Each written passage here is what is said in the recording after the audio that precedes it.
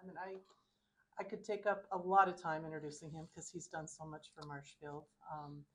He's been a resident here and in public service for well over 4 decades, and we have a lot to thank him for that. Not only was he a former mayor, he served on the Police and Fire Commission, so there's probably no other ideal person other than him to be talking about the history of the Marshfield Fire Department. So I think all of you know Mike Meyers. So. Okay, thank you.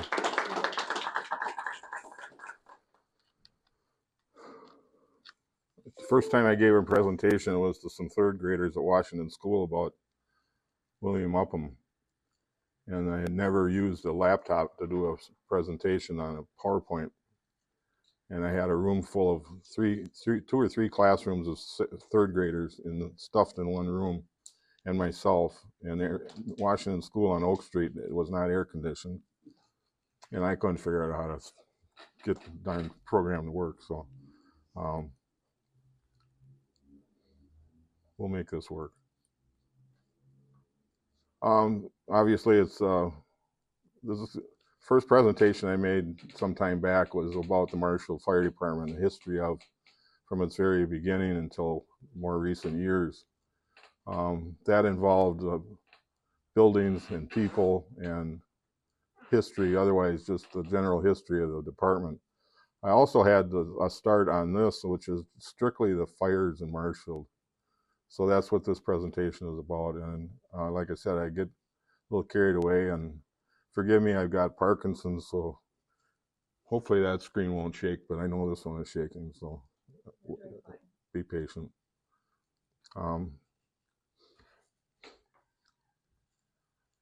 This isn't the accepted.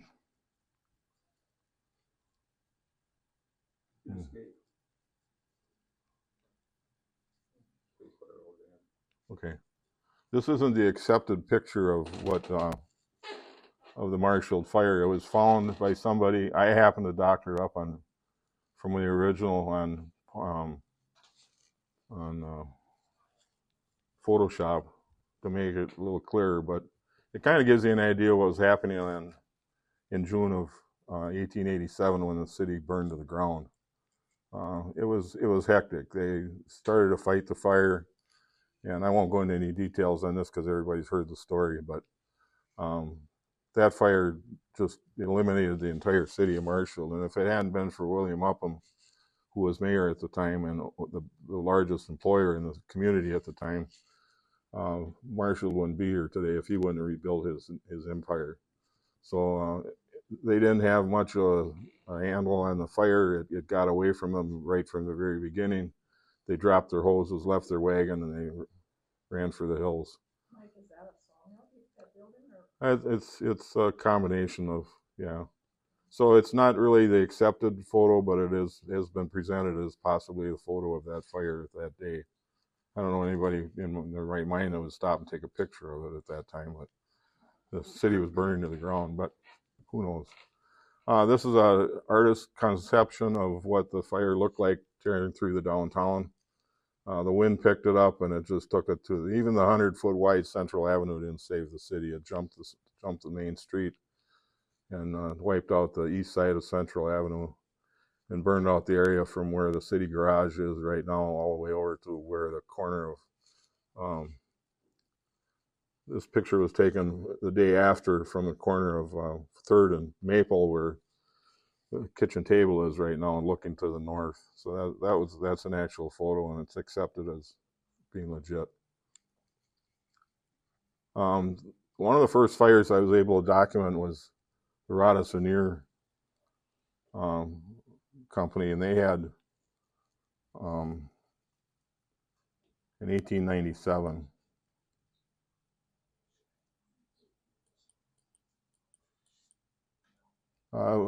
Actually, Rodas was established in 1893, and it had been purchased recently by William Rodas. The fire was discovered at 4 a.m. and it burned the entire building to the ground. 60 employees were out of work. It started from a spark on the roof from a smokestack. It spread so quickly that once discovered, it was apparent that the factory was doomed. estimated total value at the time was $20,000. That's $780,000 in today's dollars. Roehl immediately rebuilt and considerably larger, is in full operation by July 4th. And again, this happened on April 20th. It was enlarged a year later. Fire hit again on March 9th of 1899. A couple of years later, the damage was only $1,500, which is $60,000 today. They became more aware of how dangerous fire was to them, and they were more conscious of and had more practical ways of fighting the fires by then. This is a aerial photo of what the Roehl looked like in the 50s, late 40s and early 50s. So it had expanded from the buildings to the left in the picture, which was the original, and it grew to what it is today, and it's Masonite company today. It's been Weyerhaeuser, Marshfield doors, and now it's Masonite. So it was always a big consideration, a big enterprise. Marshfield Hoop Company burned in June of 1901. Somebody saw smoke about 3:30 in the afternoon. An employee pulled the plant steam whistle 3 times and the cord broke. A train locomotive was alongside the track, alongside the building, and he blew his whistle until the fire bell warned that the approaching fire department crew was coming from the fire station, which happened to be brand new in the building on the corner opposite where we're sitting. Plant hose was useless because it had no pressure and the fire spread. The department put 2 streams of water on the fire eventually, but not enough to even hit the second story.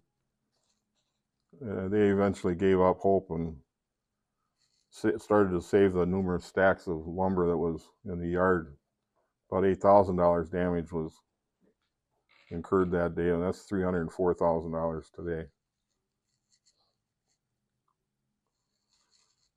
The only ones that I don't have pictures for are these early ones, so you have to bear with me. But there were plenty of newspaper accounts on it. The Marshall Bedding Company, which is over where Mall Furniture is right now, was discovered by a watchman at about 7 o'clock on the night of January 19th, 1902, in a lean-to on the southwest corner of the building. They had been making progress to immediately control the fire, but the hose burst and the flames took off. Eventually, the fire department had 4 streams of water, but despite their efforts, the west end of the building was consumed. Water pressure was excellent. Water could be thrown over the roof of the building. After an hour-long fight, the firefighters claimed victory. Evidence suggests that the fire had been set. In fact, witnesses recall a suspicious-looking person in the vicinity after the fire. The fire is estimated at $10,000. That's $375,000 today. A woman, Mrs. Ann McGill, was eventually charged with arson in revenge for her elderly husband losing his job. A trial was held, and she's eventually acquitted. So, makes things interesting back then, right? Marshfield Stave Country, the factory was over alongside the railroad tracks, near where Clover Cream was, on Depot Street. This fire originated in the engine room. This was 1911 at about 10:25 a.m. The fire department was only a block away and was on the scene in a minute from the fire whistle sounding. The hose cart and the hook and ladder and volunteers showed up with 5 streams of water, and they used discarded doors that had been on a junk pile, and they used these to heat shield to advance to the hoses to the fire. Within 10 minutes, the roof of the main plant fell in, and the entire factory was a mass of flames.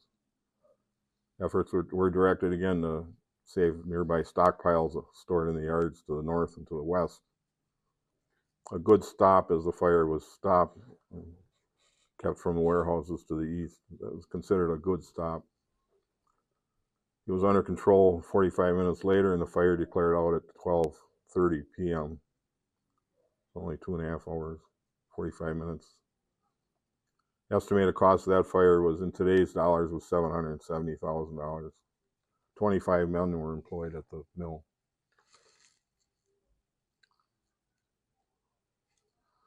Miller Fruit Storage. The Miller is a pretty popular name back then as far as warehouses and shipping, and this one happened to be the Miller Fruit Storage. They discovered a fire. The alarm sounded about 10:30 p.m. at night. The fire department units first responded to the Miller Fruit Store and found nothing. The fire was beyond control when they arrived as far as saving the building. 20 members of the fire company played 3 streams of water on the fire. 2 on the fire and 1 on the Blatz Brewing Company warehouse just to the east, which is now an electric contractor. The fire peaked for at least an hour and the building collapsed about 12 o'clock. So an hour and a half later, the building collapsed. That was $260,000 in today's dollars.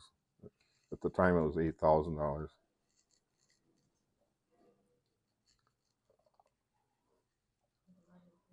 Adler Theater fire was discovered by a patrolman on patrol, a policeman on patrol. It gutted the boiler room. It burned the dressing rooms, backstage properties, curtains, and backdrops. Probable cause is a broken stovepipe from an adjacent Palm Garden Cafe. $6,000 to $7,000 damage in those days. And that was right across the street. Yeah, in the park where the corner of the Mittens building, just west of the alley. It was fully covered by insurance, and scheduled traveling show troops were able to perform as scheduled. The movie business was able to continue as usual a couple days later. Upham, this is one fire. Upham had numerous fires in the whole history of the business, including 1887, but there were some before that. And some of the research I did, even the Upham house had about a half dozen different fires of one nature or another. So this one particular one had the alarm sounded at 2:25 p.m. There were 2 fire units and they both responded, but not the chemical truck. They had a chemical truck besides the 2 fire units. It was discovered at the southern end of the mill pond rather than on the west side where the previous fires had occurred. So the fire trucks that were responding took Arnold Street, it was A Street at the time, but took Arnold Street to the railroad tracks at where Oak Street is. And there wasn't a viaduct there at the time. They went over the railroad tracks and they went to the west side. There's no fire there. It had occurred on the south end of the yard, just about where Hackman Field is right now. I got a note here that many other fires occurred in the Upham business prior to this, and more fires to follow. Operations actually ceased at the Upham enterprise about 10 years after this particular fire. I don't know if anybody's ever heard this, but in the early morning of September 6, 1934, there was a fire that destroyed a 20 by 30 foot dressing tent. It was called the Al Miller Review. They were pretty famous at the time. It destroyed the traveling troops' entire collection of costumes, musical instruments, sheet music, and stage properties. Property man was sleeping in the tent and was barely able to escape the flames, but it was destroyed by the time the fire department arrived. The entire tent was consumed in 10 minutes. The loss included extensive libraries of sheet music and one of the most exclusive libraries of sheet music in the country, and compositions of individuals of every imaginable type. Thought to have been caused by fireworks display earlier in the evening. The hot embers landed on the tent. The total value of their concern was $40,000. They were determined to present their show, and they borrowed uniforms and instruments from locals, including the schools and other people, just to help with the costumes. Their theory was that the show must go on, and they did. So McKinley High School in October 1936. An alarm sounded at 7:30 p.m. Believed to have started in the attic near one of the chimneys. Thousands of people watched this fire over 5 hours of battle. Reflection of the blaze was seen 25 miles away. 6 hose lines, 4 pumpers, and 2 directly hooked up to the hydrant. Firefighters were pumping water at a rate of 1,000 gallons per minute. 100 tons of coal had just been stockpiled in the basement a week before, and this seemed to smolder for quite some time after the fire was put out. The building and contents were destroyed. In today's dollars, it was worth about $1.9 million. At the time, it was $82,500. They had been talking about building a new high school prior to the fire, and this kind of pushed the question. But this being 1936, they didn't build a new building. The new building wasn't completed until 1940. They were bickering about location forever. Nobody could agree on anything. Some of the sites were where the old armory is on Oak Street, the Oak Community Center, the fairgrounds, and several other places that they thought they could build a new high school. And they eventually picked the one where the middle school is now on East 4th Street. Marshfield Fair Store was a big concern downtown. It's where the China Chef and the adjoining businesses were near China Chef. Actually, China Chef ended up being Wings, but it was just to the north of that. There was a fire there, and it was a big merchandise store. They found the fire at 1:15 a.m. and the telephone operator noticed that the telephone lines were dead. She notified the police, and they in return responded and found the building full of smoke. So fire was first confined to the basement. Smoke was so thick that firemen couldn't see to reach the fire, and with their streams of water, they had 6 streams of water on that fire. 600,000 gallons of water were used. The pumper ran 9 hours before the battle ended at 10:30 a.m. It was a 2-story brick building, 40 feet wide by 140 feet long, and it was totally gutted. It was believed to have started in the center of the basement. The first and second floors eventually caved in. Businesses to the north and south suffered smoke and considerable water damage. 40 people were out of work when this fire occurred. They had just been starting to gear up for the holiday season. Oops, didn't want to do that.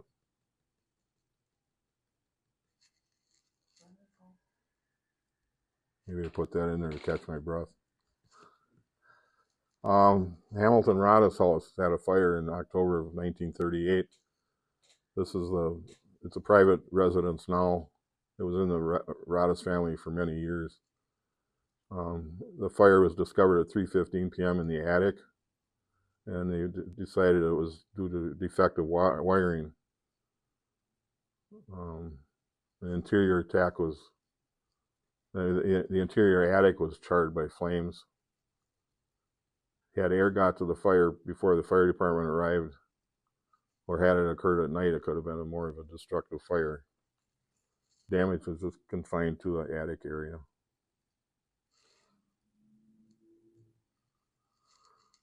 The first fatality occurred on December 28th, 1938. Up to that time, nobody had died in a fire in Marshfield.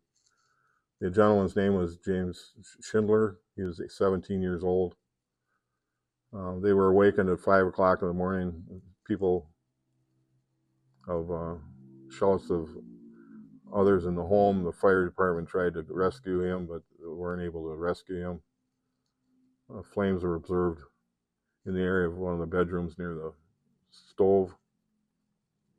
He woke and woke his brother up. And his brother escaped by accidentally falling down the steps from the second floor, but he never made it off the second floor.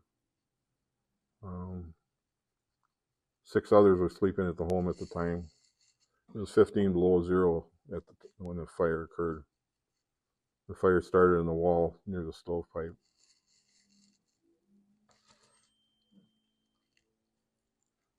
Park and Dairy had a couple different fires. The first one occurred in January of 1941. This was discovered at 6 a.m. in the morning, and the alarm was sounded at 6:21. The fire involved an ice cream plant and rental flats on the second floor. 5 people escaped in the 2 flats, one through a broken bedroom window. One firefighter suffered burns to his face and head when an ammonia tank blew up from the heat. 225,000 gallons of water were supplied to 4 hoses that were used. Damage was estimated at $35,000 or $770,000 today. The remains of the building were repaired to the extent that Parkin could resume his business production in 10 days. He rebuilt on 9th Street. It's where the brew pub is now, west of the original building. And he built it of brick. So he also owned plants in Baraboo, Sauk City, and Merrill.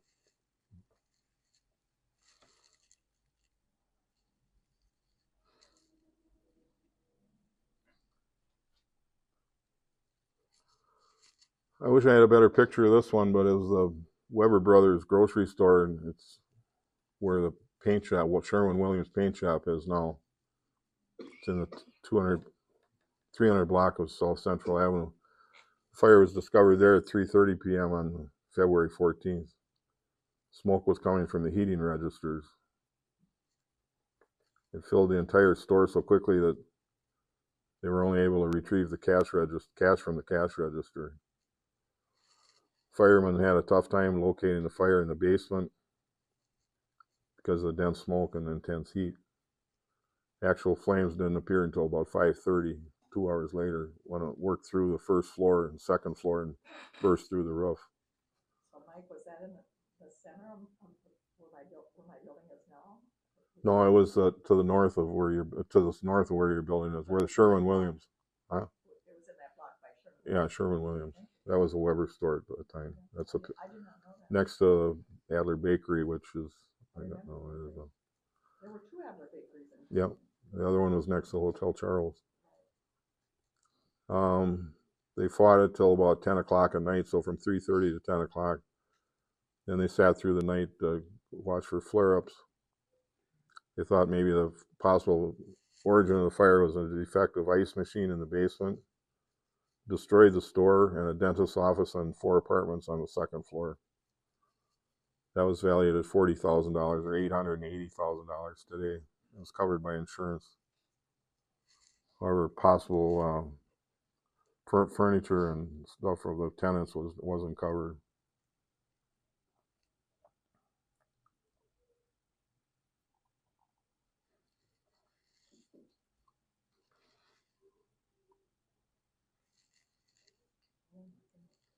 St. John's School was discovered by boys playing in the vicinity of Columbia Park. They noticed smoke seeping from the basement windows. They notified the assistant pastor at the church, who turned in the alarm at 12 o'clock p.m. They investigated and found that the blaze had been concentrated in the ceiling and the walls on the southeast corner of the building. Another priest joined them, and they tried to use fire extinguishers, but were driven back by the dense smoke. It started in the basement workshop, and firemen were hampered by dense smoke, and the fire crept rapidly through the walls and the ceiling. This was rebuilt to what we see there today. Another shot of that.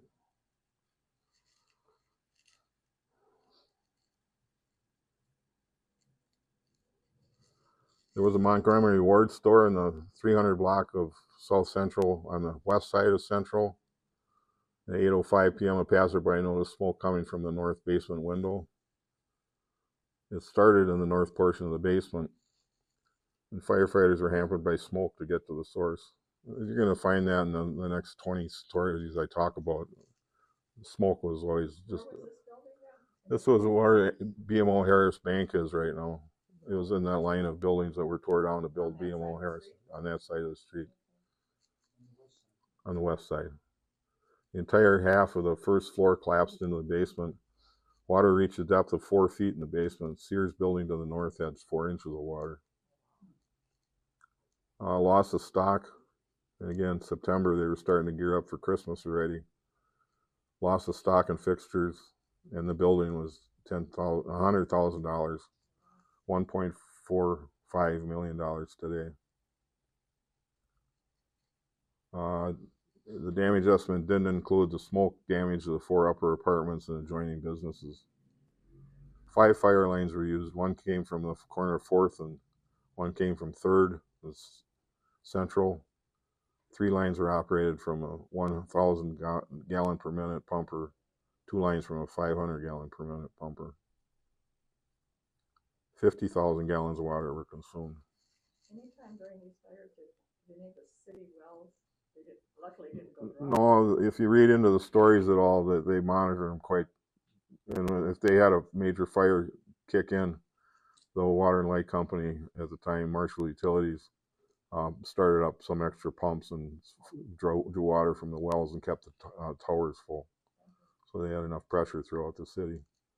They monitored it just as closely as the firefighters monitored the fire. So in this particular fire, the units returned to the station by 2:30 a.m. They got there at 8:05 p.m. 24 people were employed at that, and the cause of that fire was defective wiring. Here's another picture of the Montgomery Ward store. Hoses were all over the place. Smoke, again, was the major problem there.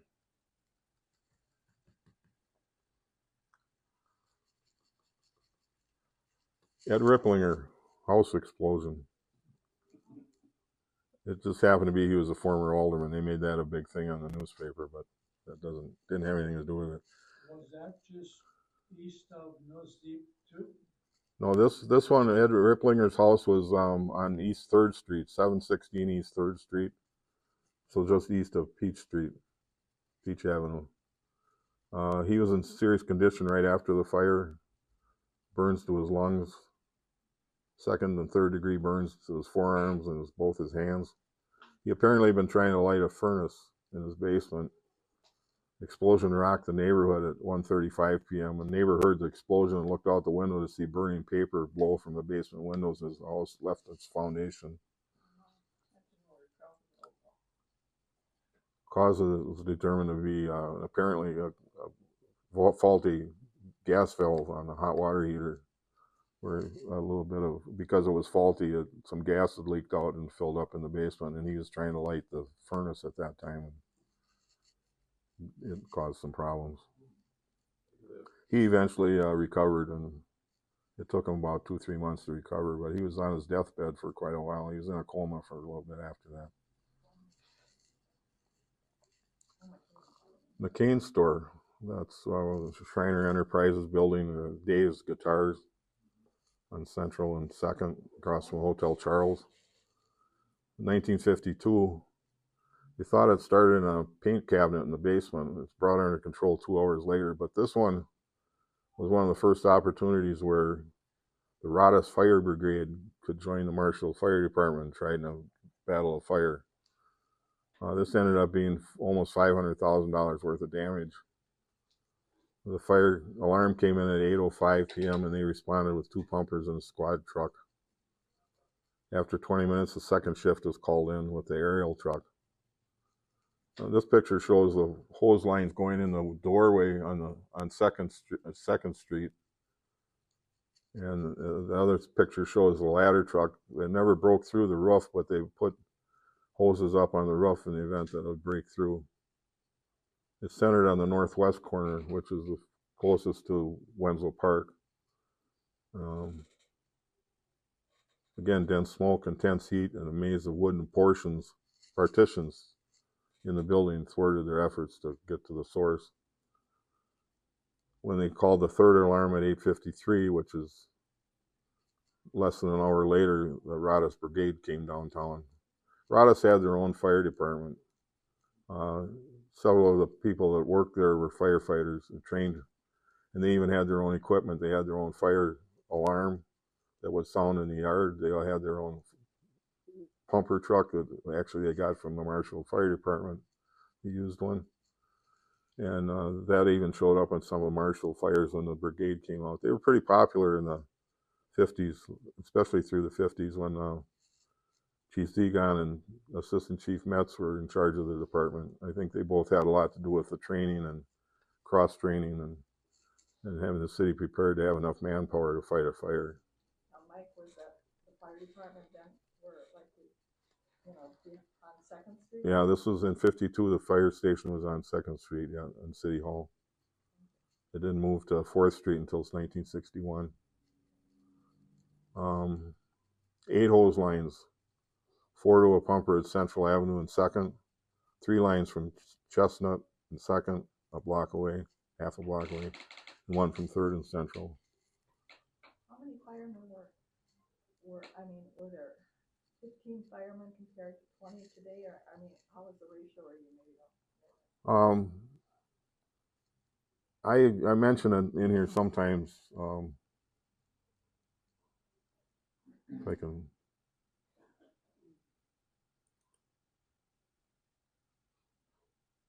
I don't have a number on this one, but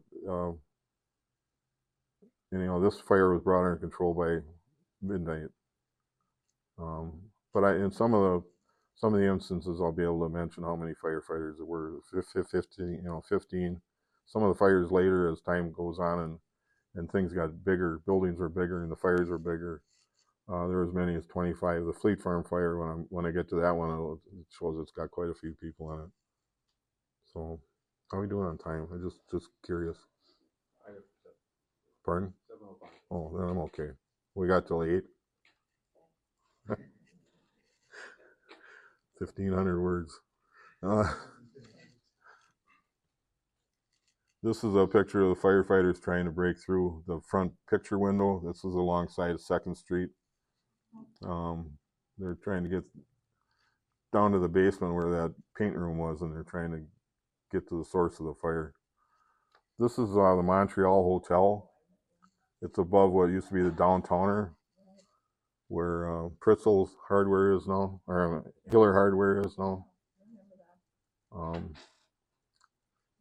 It wasn't a big fire, but a tragedy was averted by just the efficient response of the firefighters.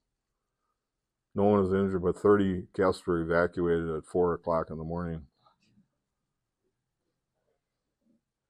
Some of the room doors had to be broken down because people weren't waking up. But everybody was out in 5 minutes. The entire front of the building was on fire when the fire department arrived. Thought to have started by a sparrow dropping a lighted cigarette in an awning filled with dry grass on the front of the building. The damage was listed at only $500, but it included the awning, the front siding, and the hotel sign.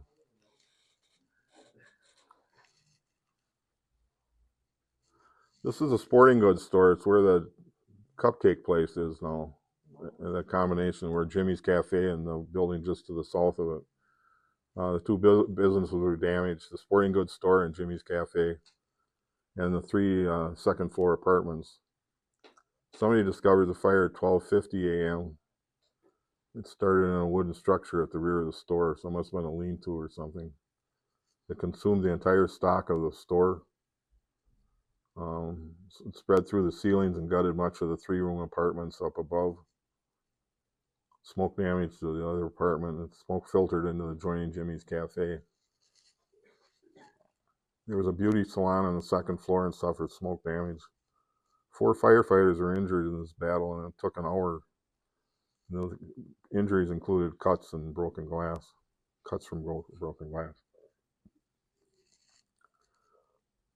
Fire in the business district at this time dictated a 3rd alarm fire, which meant that the Roehl boys were called out. They may have women on there too, I don't know. The firefighters from Roehl were called out. 2 hose lines were laid from Central Avenue and 1st Street and from West 1st Street and Chestnut Avenue. So.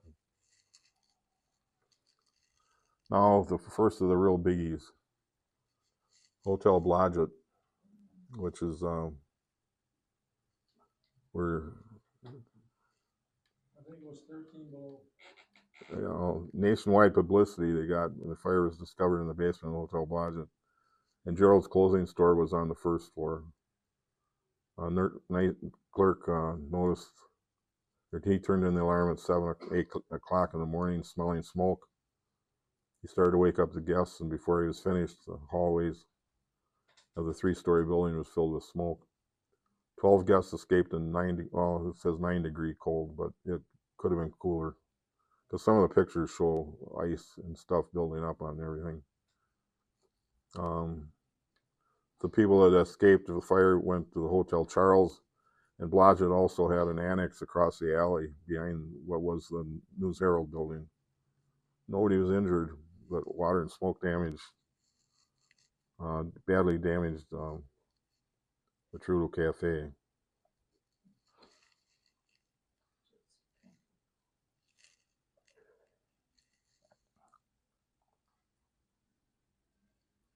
Here's some more pictures of that fire.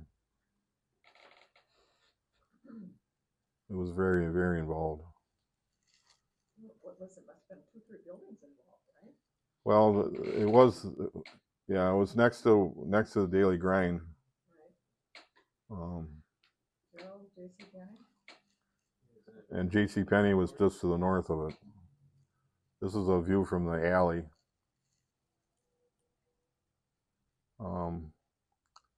Second shifts were called in for this one. 11 hose lines were laid from hydrants in the corners of all of that one business block. It's finally brought under control at 10 a.m. So 3 hours later, they had it under control. Smoke damage there's pictures of smoke damage in the JCPenney building. Again, December 22nd, a couple days before Christmas. So the entire Christmas stock was in there. And the owner of Gerald's clothing store said his stock was a total loss.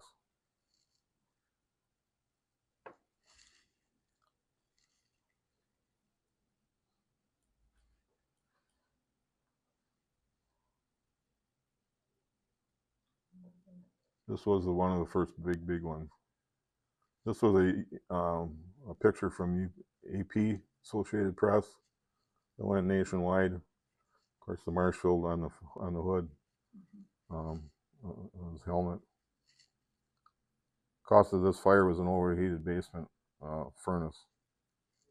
This building had been built in 1887, only a couple months after the Marshfield fire.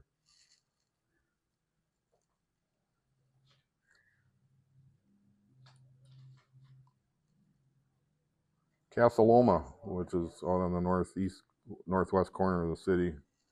It's Marwood Structures building now. It's out where Quick Trip is on the north end now, on Highway 13.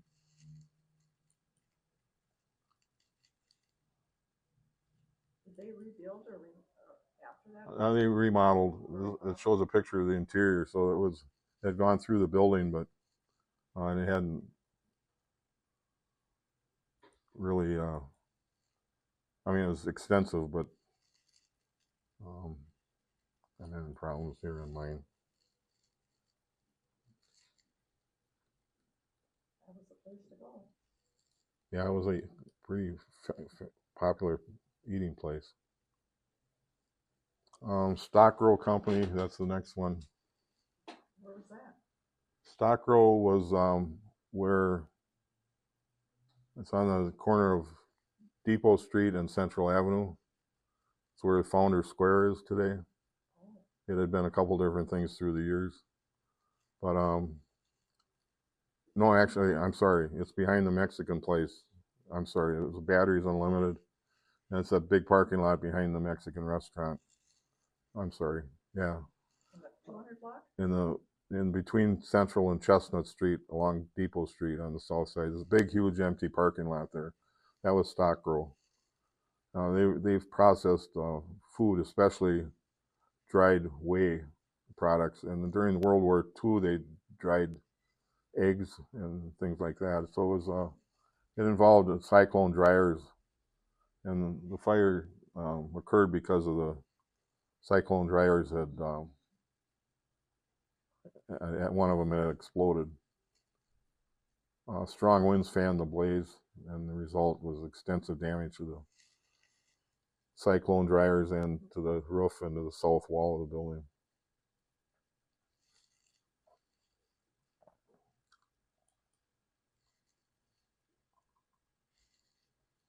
Lakeshire, that's along the railroad tracks, just east of Peach Avenue.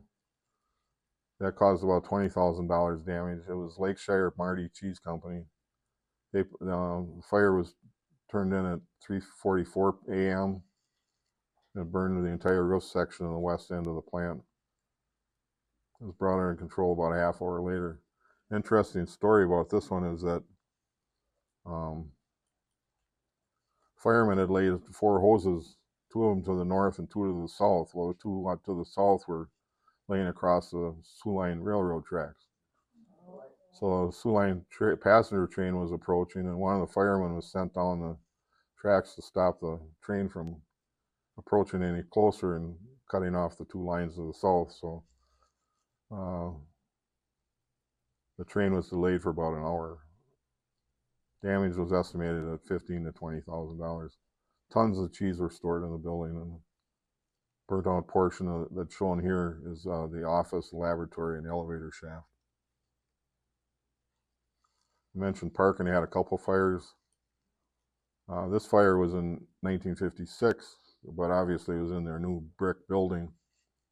It was discovered when somebody smelled paper burning as he drove by in his car. The department received the alarm at 10:55 p.m. Both shifts of firemen were called to fight the fire. One pumper was hooked up with 2 lines from the corner of Central and 9th. Another one from a block away. It's brought under control about a half hour later. It was discovered, I read that one already. The fire originated in the storeroom on the west end of the 2nd floor. So about where the stairwell goes up to the restaurant, upper level of the restaurant today. It broke out at a point where wooden shelving in the storeroom was lodged too close to a smokestack. It smoldered for quite a time after, and the heat likely ignited the stockpile of waxed paper dairy cartons. That continued as usual the next day, production did, because Parkin obtained needed supplies from his plants in Maryland, Medford. Damage to the building was $75,000, and damage to the cartons and other supplies in the storeroom was $40,000. Julie's Bar and Grill, it's where Krabby Dave's is today. That building had at least 3 fires that I was able to come up with. This is the first one. The second one was in the 1990s. But a more important aspect of this building was in between those. Fire was discovered at 2 o'clock in the morning by our owner. He lived upstairs. And he yelled down to a patrolman in a passing squad car that the structure was on fire at 2 o'clock in the morning.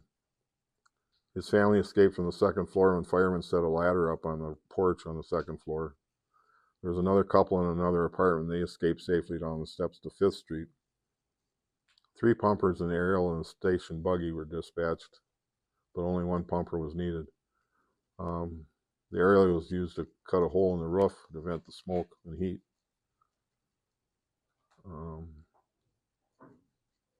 Kitchen was a mass of charred ruins, as you can see in the picture.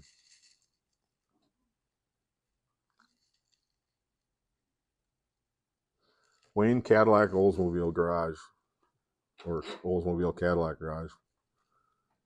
This has caused $50,000 of damage. A police officer reported the fire at 12:30 in the morning, moments after a telephone operator received a call from someone else.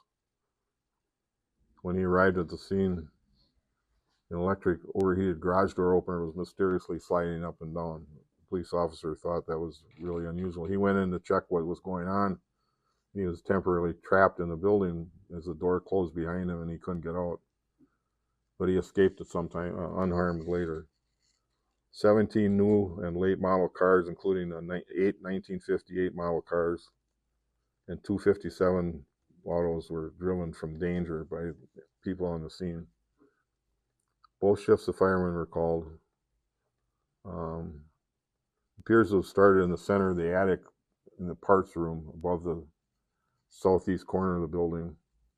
That was after this. It was the Sieg building, and now it's part of what was considered one of the Baltus buildings that are across from the post office on 2nd and Chestnut.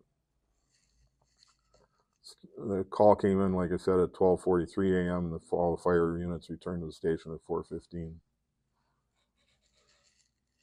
Another big one, as far as people, spectators, is concerned, Marty's Barber Shop and Julie's hat shop. It was next to Heinz and Printing, or just next to Adler Bakery, which was next to Hotel Charles on Central Avenue. First alarm was turned in at 7:02 p.m. Barber Al Mercer was reaching for the door to the safe to deposit some daily receipts, and he thought he smelled smoke at the time, and suddenly a blast came through a trap door that went to the basement, and the roared with flames, and following the explosion, Mercer staggered out to the sidewalk in front of the building and collapsed. He was assisted by a passerby and taken to the hospital and treated and released. Both shifts of firemen responded to this fire with 3 hose lines from one point and one from another point. Additional policemen were called on duty to reroute traffic and keep the crowd under control. It took almost an hour for firemen to bring this one under control.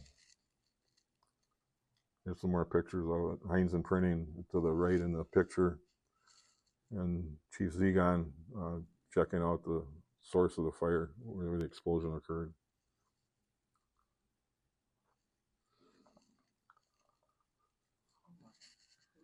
Now, I'll admit it. The alcoholics will say I'm an alcoholic. I'm an ambulance fire chaser. That's what I am. And this started with this fire. My dad worked with the city for 35 years, and his office was in City Hall in the engineering department. So he was pretty up on what was going on in the fire station. When he heard a fire call, we jumped in the car and we went flying across town. This one in particular was People's Gas Company. It was on Peach Street. It's where the Vidoc is right now on Peach Street. It was a gas company building. At the time, this building supplied gas to the city before Wisconsin Gas Company came to town. Somebody at 10 o'clock in the morning, people heard this thundering explosion on the city's east side. A witness across the street said the explosion blew the building off its foundations, sent smoke, fire, debris 100 feet in the air. 4 persons were working in the building at the time. 3 of the 4 involved had their shirts torn off or burned off in the blast. And their injuries included 1st and 2nd degree burns, and 1 person had 3rd degree burns. 4 injured were rushed to the hospital by private vehicle. An eyewitness said the men who were injured had noticed a problem in the plant moments before the explosion. The blaze that set off the explosion started in a bulk delivery truck parked on the premises. The workers were they detected a leak in the truck, and about 4 or 5 minutes later it blew, raising the building into the air. All the Marshfield Fire Department equipment was sent to the scene. By 11 o'clock in the morning, the fire was under control. Gas service was cut off to the entire city, which meant restaurants and everything else that used gas for cooking were affected by this until they got it all under control. Here's some more pictures of it. I would assume that's the truck that had a leak. The gas company structure measured only 30 feet by 50 feet in size. It was made of brick. Part of it was 2 stories high. They played a constant stream of water on a $30,000 or 30,000 gallon gas tank to the west of the building. They trained other lines on 3 smaller 15,000 gallon tanks to the north of the building. When we got there, we had to watch it from the corner of Depot and Vine Street, which was the Miller cheese plant. near where that Merit Electric company alongside the railroad tracks. Well, we could see plenty from where we were. We were happy.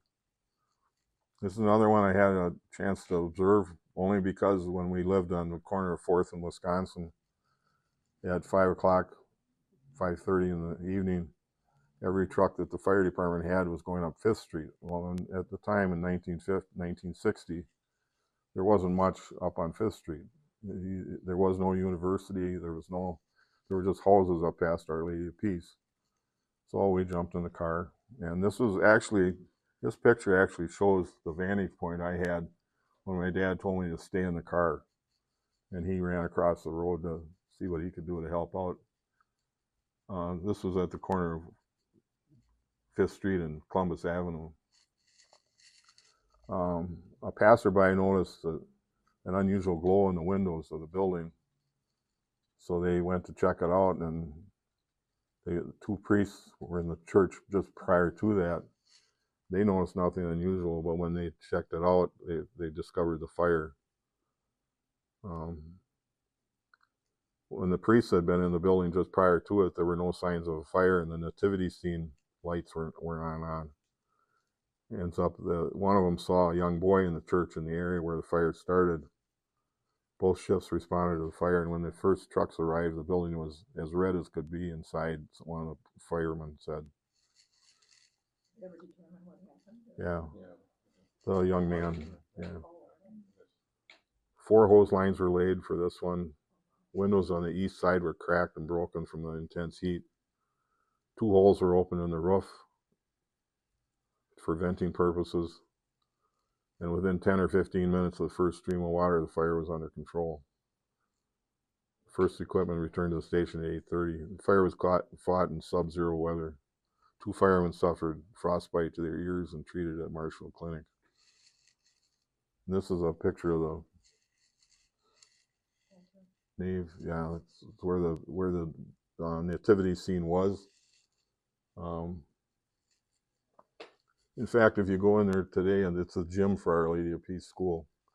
If you go to either side of that brick that goes up from the top to the bottom, if you go to the side of it, you can see it's still charred black from where the fire was. That was the source of the fire, and that's where it burned the most. The fire was confined to that area. A few pews in the front of the church were badly charred from ceiling tiles that were burning that fell and started the pews on fire. Damage was estimated at $25,000, was completely covered by insurance. The young boy later admitted he accidentally dropped a lighted match into the straw of the Christmas nativity scene near the front of the church, and that's what started the fire.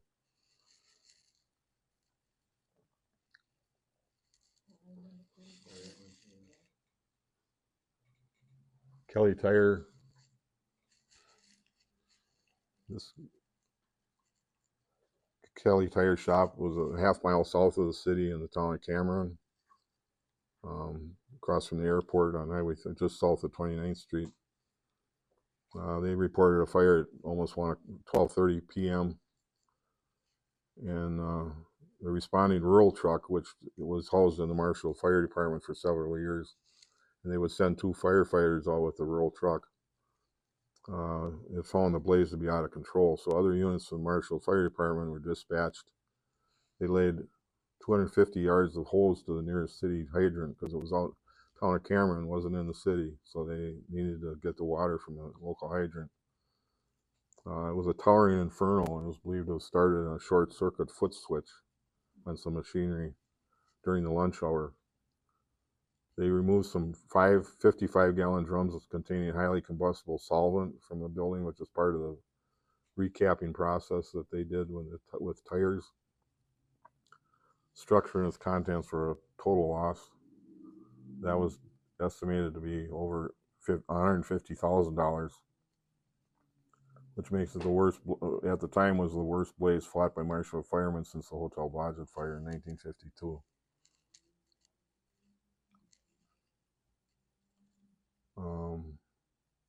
It was a flash fire.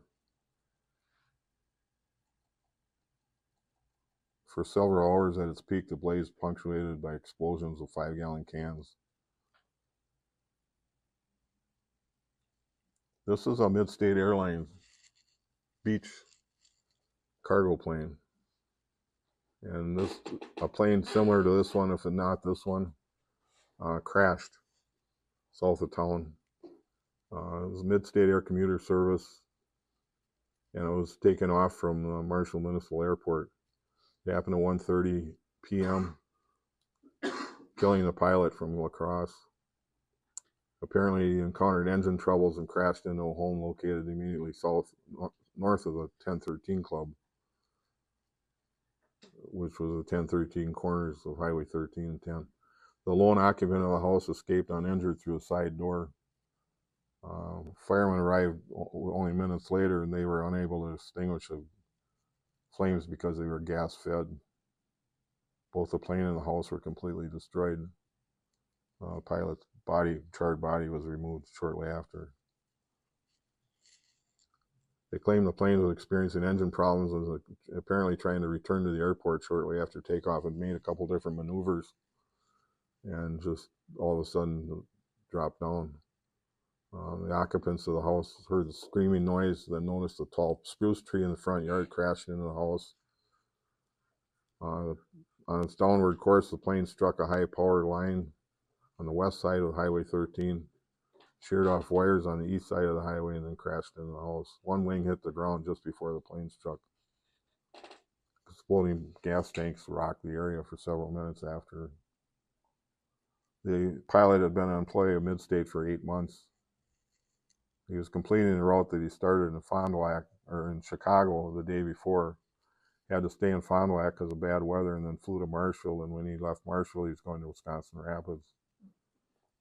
It was the first accident involving a plane owned by Mid-State owner Roy Schwery, who had been in the business for 20 years, involved with transportation.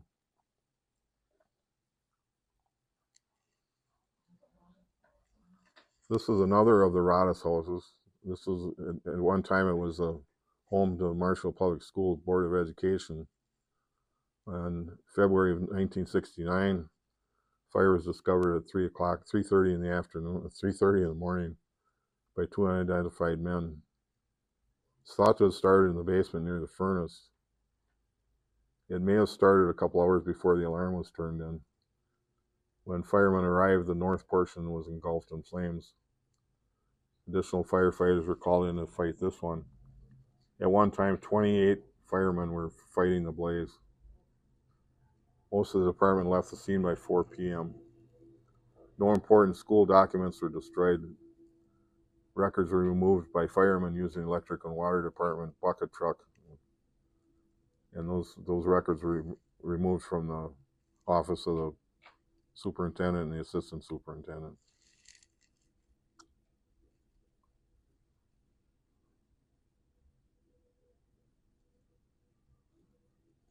A foot of water gathered in the basement of this fire. Captain Elmer Schreiber was pulling a section of hose up a stairwell to the second floor and partially burned through the stairwell. Fire partially burned through the stairwell and gave way to him, and he fell through to the basement. He escaped unharmed except for a few scratches. The structure was considered 75% destroyed. He wasn't entirely unharmed. He was Yeah. out for a while. Yeah. My dad was on the other side, the same thing happened to him, but the guy behind him grabbed him. It was really close. Yeah. This building was built in 1899. It was purchased by the school district in 1963.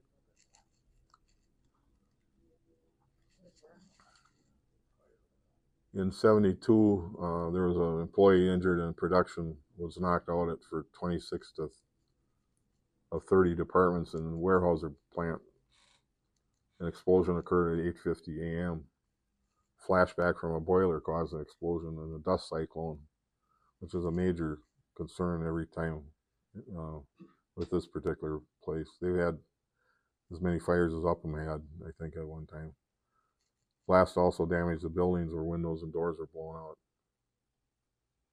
The chief at the time described the blast as the worst the plant has seen in many years.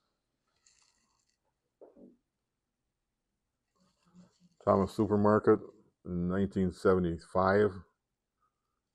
Captain Wolford of the police department was driving by the area and he turned in the alarm. He saw flames gutting a large part of the structure. It was reported in the back part of the building was on fire. Moments after the units arrived, the second alarm was sounded on the City Hall fire siren. I don't know if you folks remember, but up in the bell tower of the City Hall building used to be a major fire alarm or a warning siren, and it was used for several years as a warning to call in on off-duty firefighters. And in fact, it blew so loud the night of the Swanson furniture fire that it set off alarms in the Woolworths building across the street. But they blew that until they had enough people to show up. At one time, 30 firefighters were battling this blaze. They rebuild them at that location? Yeah, he rebuilt. There's quite a few pictures here of them playing on the fire.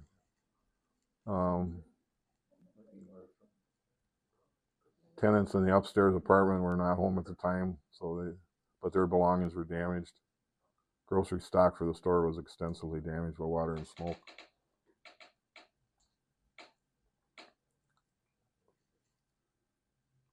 Gordy Thomas said he had been in business for 49 years and he estimated his loss at $100,000. It's caused by an overheated compressor located in the rear of the store. Nobody was injured in this fire.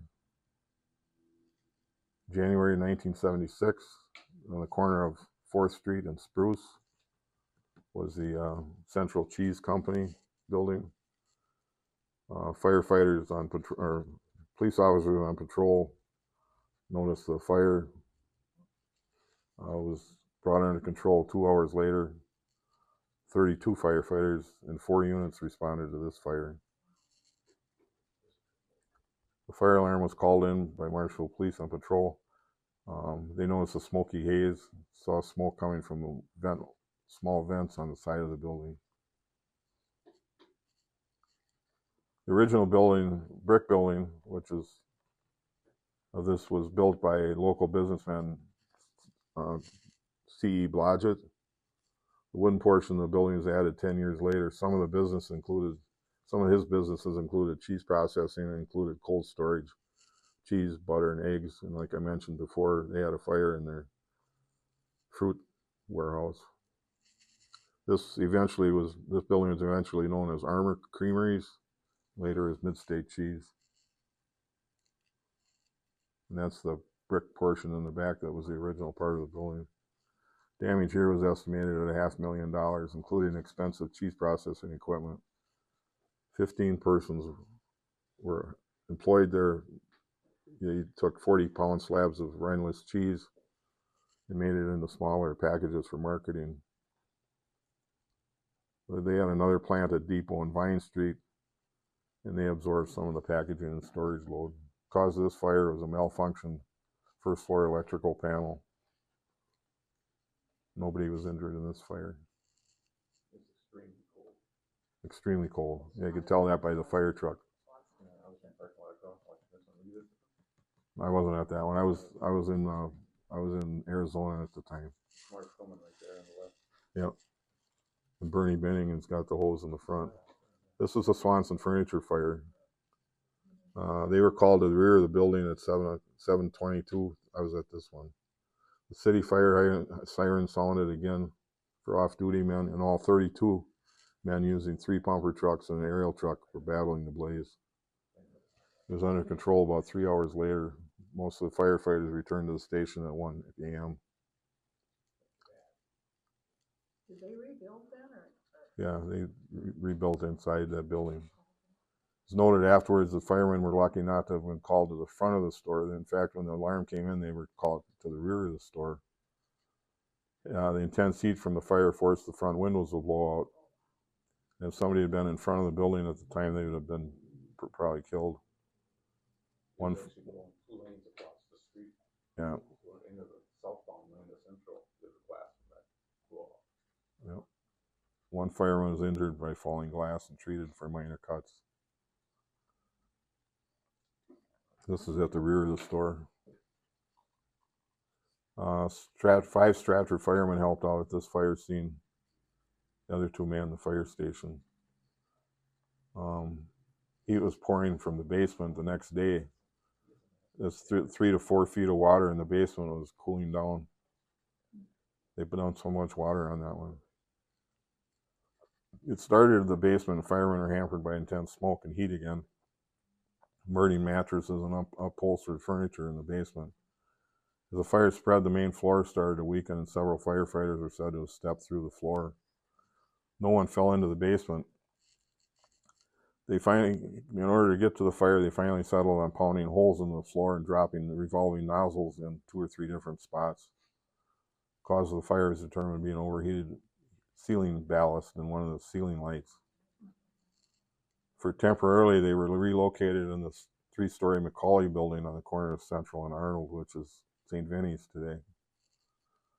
Estimated damage to this was $200,000.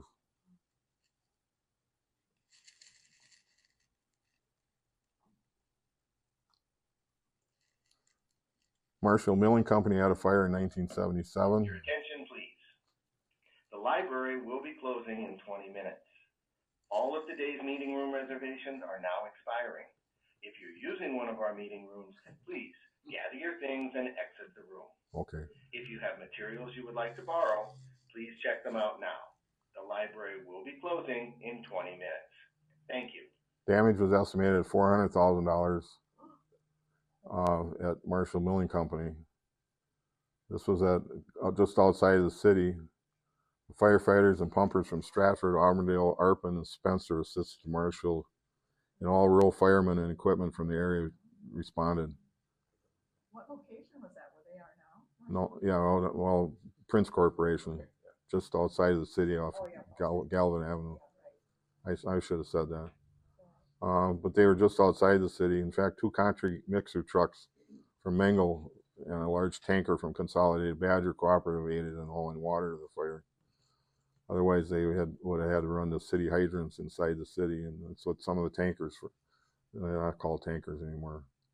They're called, I'll think of it.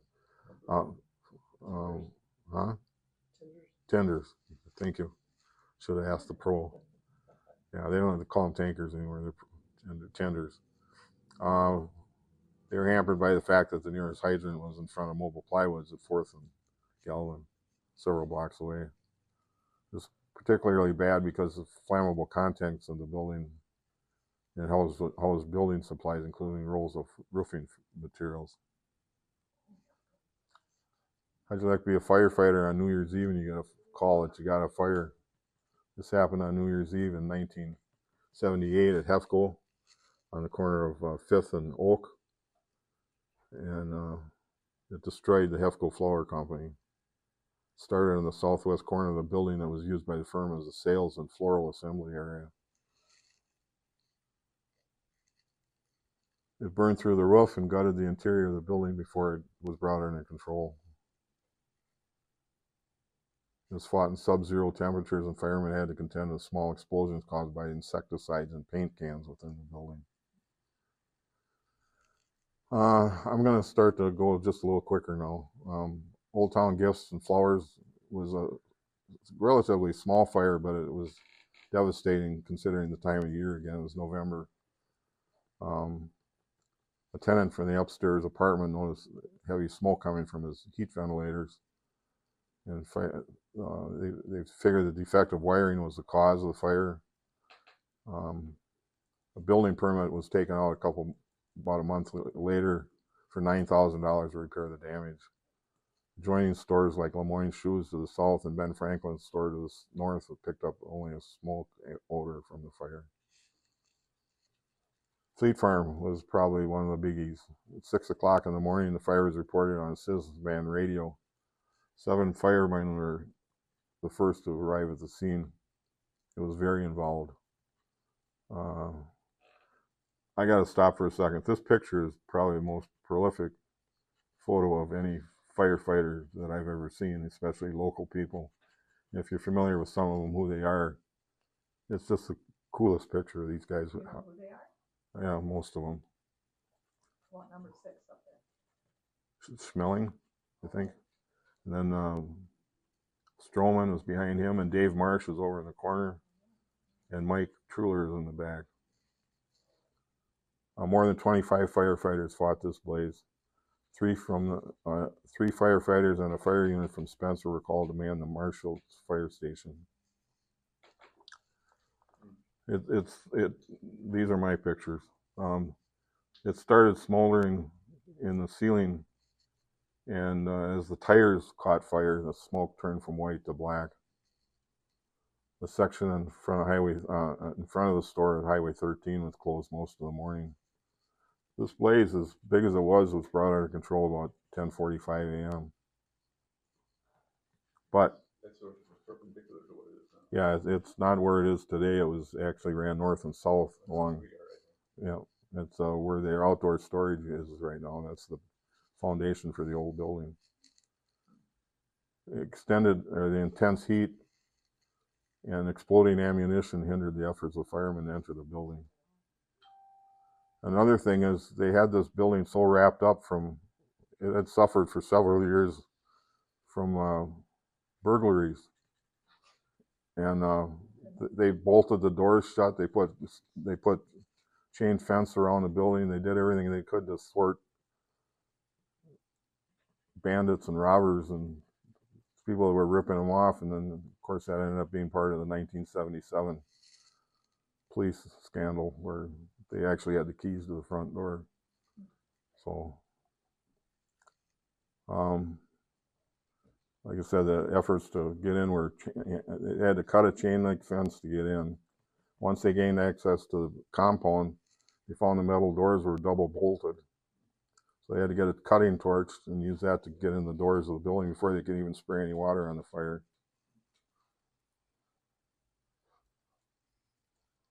And fight it they did. It was constructed in 1965. It included 30,000 square feet. It lacked a sprinkler system.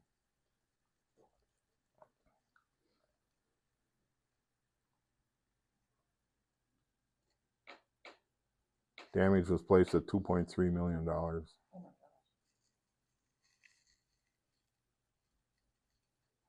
A lot of pictures of this one. Beef and Pub was a supper club across from where the radio station was, which is where Wheeler's tire shop is now, on the north end on McMillan Street. They had a fire at 10 o'clock in the evening. All the off-duty firefighters were called in. The blaze was brought under control quickly. It started in the liquor storage area in the southeast corner of the building and got a good start before it got noticed. Heavy smoke and water damaged the bar and dining area. Another fatal fire, December 1st, 1979. An elderly man was dead on arrival at St. Joseph's Hospital. He was in one of the apartments in the building. They had to go through the second floor via a ladder to get to him. The building was divided into the 3 apartments. This whole program, I dedicate this whole presentation to Marv Stroman. He's the only firefighter to die in the line of duty. He suffered a heart attack fighting a chimney fire at the Clinic Lounge on January 4th, 1981. He was carrying an empty fire extinguisher up from the basement when he collapsed, and he had been clearing smoke from the chimney. CPR was administered, and the ambulance arrived at 12:56. Oops, did I do something? Yeah, 12. He's a 21-year veteran with the department. He left a wife and 2 children. That's that picture again. That's how much I like that picture. This was a hot fire, and this one I was at. Fire destroyed the Central State Supply building alongside the Sioux Line tracks in the 400 block of East Depot, next to Merritt Electric again. It was engulfed in flames when the emergency groups, fire crews arrived. Thick black smoke above the building, hundreds of spectators. The 7,500 square foot wooden structure stored shelving and miscellaneous plumbing supplies. 2 firefighters were treated, one for over heat exhaustion, which was Jim Schmidt. He was a rookie at the time. And again, a couple pictures there showing. That's Jim Schmidt. Another fatal fire on Washington Avenue. A 3-year-old boy died in the fire. It was at 10 o'clock in the morning, and 2 of the kids weren't in school. It's towards the end of the school year. A witness saw smoke pouring out of the upper and lower windows. By the time they were able to get to the boy, he had already expired. And I'm not playing this big on fatal fires, but there was one in 1992 on North Oak Avenue. A gentleman lived above the garage. Somebody noticed the smoke, and the fire department was able to get there, but not in time to save the gentleman. Bubbles Funny Farm, which was the Airway Bar, 29th and Highway 13 at the time. Actually, the Wood County Sheriff was driving by, and he noticed the fire, and he called the fire alarm in. 5 personnel. Attention, please. The library will be closing in 10 minutes. Please check out any materials that you would like to borrow now. We will be closing in 10 minutes. Thank you. The blaze set off a dark plume of smoke 100 feet in the air. They eventually brought it under control, but they had a problem with a lot of false ceilings in this building, and there was an inspection, and they determined that it was the fire started in the kitchen area. This involved some departments from McMillan and Hewitt, from Mutual Aid, and the value of this building was set at $100,000.